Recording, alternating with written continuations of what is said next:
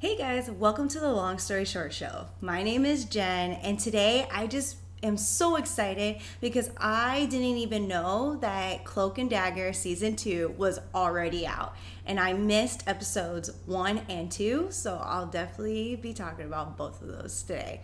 If you don't know who Cloak and Dagger are, they are a dynamic duo in the Marvel comic world, and Cloak can transport anywhere. He can see people's deepest, darkest secrets and all kinds of other powers that he is even learning in the show. And then we have Dagger. And Dagger has light energy. And when I mean light energy, I mean light crystals, light electricity being affected around her, that kind of light energy.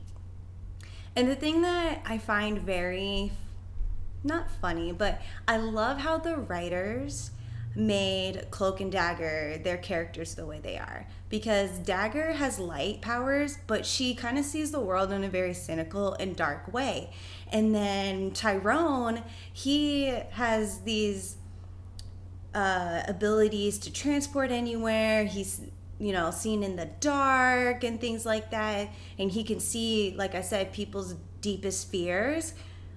But yet he still sees the world as like this amazing place. Everyone is here to help each other and all that stuff. Like, we just have to do the right thing. And in the start of season 2, the roles kind of reverse a little bit. In season 1, Tandy was living out of an abandoned church, and Tyrone was living comfortably at home, going to school, a regular, high school kid. And then in start of season 2, the roles have switched. Tandy is now at home with her mom, trying to build a relationship with her, and Tyrone is actually living out of the church and hiding from the law because he is wanted for killing a cop. So basically, we open up episode 1 and we're just kind of catching up with the main characters, Tyrone, Tandy, and Detective Bridget O'Reilly. And Tandy, she's back in ballet class, doing what she loves, going to therapy with her mom, group therapy, so that she can build a closer relationship with her mom, but also to move past the trauma of the fact that her dad was an abuser. And then we have Tyrone. Tyrone is living out of the church. He is bored outside of his mind. So he's keeping tabs on his best friend, Tandy. He's keeping tabs on his girlfriend that he had when he was at the high school. And he's keeping tabs on his mom. He's so bored. He doesn't know what he needs to be doing. And so he decides to become a vigilante. And he steals like cocaine and money from this really big like drug lord in New Orleans. And he brings all the evidence to Bridget O'Reilly in her car. And she is highly upset, pissed off at him, because you can't just take money and drugs from one drug gang and not expect anything to happen, because there's at least 3 or 4 gangs in New Orleans that we know of based on the show. And so he's like, okay, I have to fix it. I have to try and fix it. And basically, he's still in this new vigilante role. He doesn't really know what he's doing, but he just knows that he wants to do the right thing and he has to fix his first mistake. Bridget O'Reilly was the detective from season 1 that helped him take down the bad cop that Tyrone is now accused of killing. And she is from New York, so she is not like green at all. She knows about people with powers. She knows about, the Avengers. And at this point, she came from New York, not sure which borough, but she knows about Daredevil. She knows about Luke Cage. She knows about all these people with powers, so it's not new to her. It's not strange. And especially going to New Orleans, most people get freaked out because of the old history that's there and voodoo, and she's like, this is like a cake in the park. But the biggest thing with her and Tyrone is that she still has a lot of anger and resentment towards Tyrone because he is the reason why her boyfriend was killed last season. And so she's dealing with moving on from her boyfriend's death. She's moving on from being injured in like this big fight that happened last season. And there's this scene where she's in the police station and she's practicing her shots. And you know how they have the paper with the human cutout, human like border. Yeah, she didn't even hit anywhere on the human picture part. Like it was on this far, like right here. Like if I'm the person that she's supposed to be shooting, she shot all her shots over here. So she's struggling. She's like, what the heck? And also she's scared. She's scared because she thought that she was doing all the right things in season 1 as a detective, making sure the law was upkept, and she is struggling now because she doesn't know if she's making the right decisions. She's scared all the time. Tyrone even like scares her now when he just randomly pops up. And on top of all of that, she has to deal with Tyrone's vigilante escapades. Every time he does something and messes things up, it messes things up for her too. So she's super stressed, super resentful, and she doesn't really know what to do with all those. The last thing that happened in season 1 or in episode 1 was that the rookies, Tandy and Tyrone, they basically come together and they apologize to each other for lying. Of course, if you're on a team and you guys are superheroes, you guys are going to lie to each other. So you have to apologize. They apologize to each other. Tyrone asked Tandy for her help. And basically they're trying to get a recording of the mob bosses gathering that they're having at this local club. Things go awry, a bunch of people die, and Tyrone and Tandy are both upset because they're just trying to be heroes, and it turns out they can't be heroes. So, episode number 2. Tyrone is freaking lost after everything that happened. His plan was just to record this gang meeting and just give all the evidence to Detective O'Reilly. Yeah, that definitely went awry. People got shot up and everybody died. But the good news is that the recorder was never found. So at least they have some evidence to some clue to what's going on.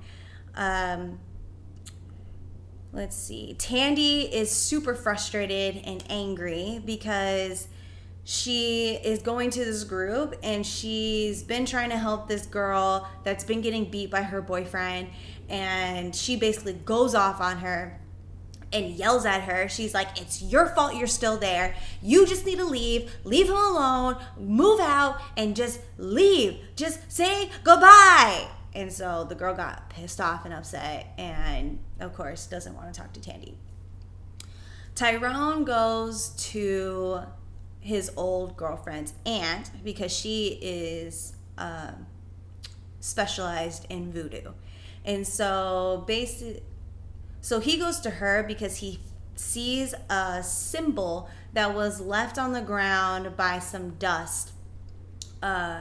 And he's seen that symbol before and it was related to voodoo. So he goes to his girlfriend's aunt to get some answers. And basically she's telling him that the Vevey is like priests or gods and they help people out. And the specific symbol that he saw was the priest or god of death, or the Vevey of death. And he's like, oh no, that's bad. And she's like, no, death does not mean bad or evil in voodoo. It just means like justice. If someone was doing that, they put that symbol on the ground because they wanted vengeance or justice. And so he takes that home to learn about prayer and to figure out what is he supposed to do next, because he's just trying to be a hero. He's just trying to do the right thing, but he still has no idea how to do it. And because he's all by himself, he thinks that he needs help from somebody else. But the aunt tells him that with the Vevey and with prayer, he can find all the answers inside. So we jump to Bridget O'Reilly, and this girl, she is wasted. Like, she is at the bar taking shots and drinking beer as the back. So this girl's just getting wasted after she found that crime scene that was Tyrone's fault again. And so she's just getting wasted, taking shots. And so she leaves the bar, throws up in this like puddle. And then all of a sudden we see like her twin next to her. And her twin basically said, "You had your chance. I knew you were weak. Now it's my turn to be the hero or to be the cop." And it's like, wait, what? And so it basically wraps up with them meeting in this like old private ambulance lot. And Bridget O'Reilly, her doppelganger or her twin or her split version of herself, Tyrone and Tandy are there, and basically her doppelganger twin is evil. And I think it's more so like split. I think the original Bridget O'Reilly, she's good. She wants to do things right by the law and make sure things go by the law. And then there's this other version of her. And she's like, man, fuck it. I'm going to do whatever I can to get the bad guy. And if they die, whatever. I don't care. And that's pretty much how episode 2 ends, with them all meeting each other. And basically, I don't know if a fight's gonna happen or the evil Bridget is gonna try and kill the good Bridget. I have no idea. But season 2 of Cloak and Dagger is going amazing. Amazing. The reasons why I love Cloak and Dagger is because they're doing it right. They're showing them that they got their powers in season 1, and they are learning about their powers on a basic level in season 1. Her and Tyrone can't hold hands because the energies are too great. They have to save the world, and they do it by combining their energies. Now, season 2, they have to figure out what kind of heroes are they going to be, because obviously the day-to-day life is not what they want. And I'm so excited that they showed them losing right away.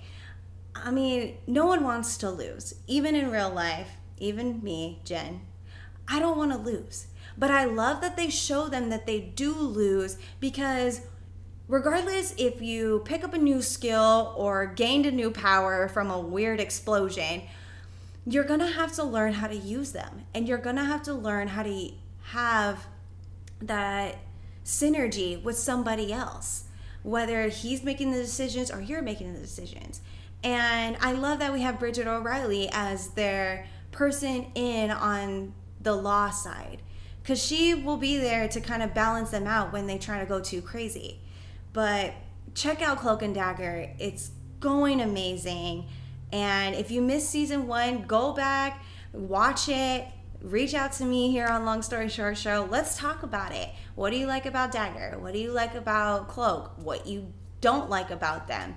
What do you like about Detective Bridget O'Reilly? Because personally, she's my favorite character. Other than that, I'll catch you guys later. Again, Corey and I will be watching Doom Patrol, and we'll be talking about that. So definitely tune in for that. And follow me on Instagram, ThePhilarican1, and also follow us at Long Story Short Show on YouTube, so you guys don't miss anything. And I'll catch you later.